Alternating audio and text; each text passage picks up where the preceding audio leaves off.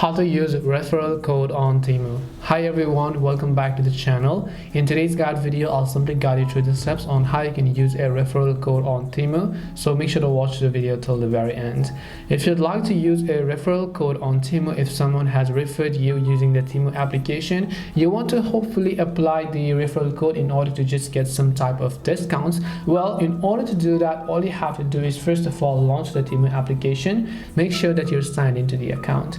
Then once you've done that, you're going to see this type of interface where you have to just tap the U icon from the bottom middle of the screen. Then as you've done that, over here you will find an option called coupons and offers. So just where you want to tap on, and then here you can see it says you to enter a code. Now it could be any of the coupon code, and it could also be a referral code. As long as you have that code with you, you should be able to enter them. Tap on the apply button and the referral code will be successfully applied and then used for any type of vouchers or discounts that you might have in the future.